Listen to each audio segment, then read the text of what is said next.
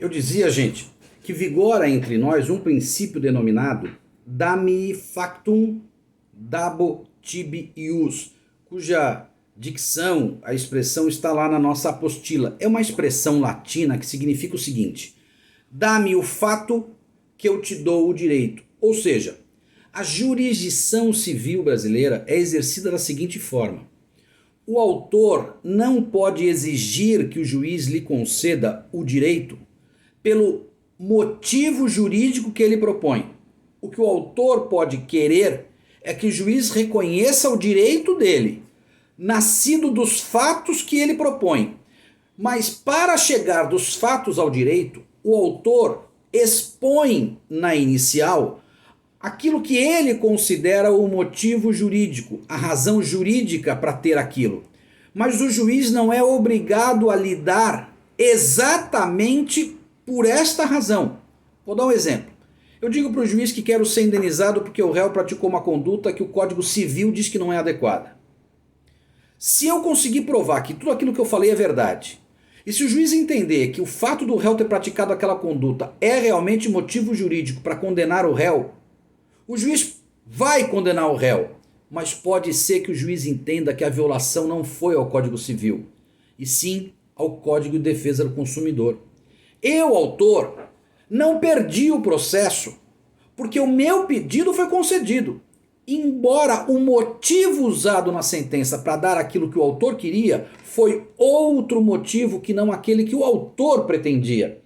De modo que o juiz está livre para, a partir dos fatos como verdadeiros, dar ao autor aquilo que o autor deseja, mesmo que o caminho percorrido para o juiz para chegar de um até o outro, do fato até o pedido, seja diferente daquele que o autor propõe. O que o juiz está vinculado é aos fatos e ao pedido. O juiz não pode extrapolar os fatos que o autor trouxe e o juiz não pode fugir do pedido que o autor fez.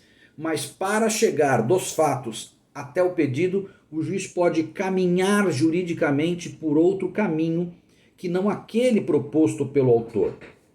Isso, portanto, nos leva a uma consideração. Embora a causa de pedir toda seja muito relevante, é evidente que o fato que compõe a causa de pedir, aquilo que são os fatos ocorridos na vida real, eles são extremamente importantes. E da verdade e da comprovação deles depende o deferimento do direito. O pedido, a gente vai ver depois, é também muito importante porque ele vincula o juiz. Mas esse caminho para que o juiz conceda o que o autor quer dar, o juiz está livre, porque o juiz conhece a lei. E, portanto, mesmo que o autor erre apontando um determinado argumento, o juiz pode dar por outro. Exemplo, eu peço alguma coisa e digo para o juiz que isso viola uma lei federal. E o juiz diz que eu tenho razão. Aquilo que eu quero, eu mereço ter. Mas na verdade não há uma violação de lei. O que há é a violação de uma garantia constitucional. Eu ganhei. Embora o meu raciocínio jurídico não tenha sido acolhido, o meu pedido foi deferido e, portanto, isso me basta. Então, gente, a causa de pedir é importantíssima porque ela, depois de exposta na inicial, não pode ser alterada. Porque o autor, ao apresentar aquele grupo de causa de pedir, dá ao réu a possibilidade de exercer sua defesa em função desses fatos e sobretudo desses fatos, né? O réu responde ao autor por aquilo que o autor está dizendo que aconteceu. Se o autor pudesse mudar a causa de pedir no curso do processo, o réu não teria se defendido deste fato, e sim daquele antigo. Por isso que descrever com muita objetividade e clareza os fatos e apresentar o raciocínio jurídico para o juiz é importantíssimo para fortalecer a sua tese e para que o juiz possa interpretar aquilo que está acontecendo de modo mais eficiente. Não estou falando de fundamento legal.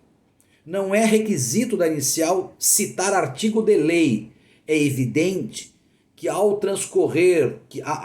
discorrer sobre a sua tese, ao expor para o juiz o seu argumento jurídico, é evidente que muito provavelmente você vai fazer menção a artigos de lei, artigos da Constituição, artigos de código.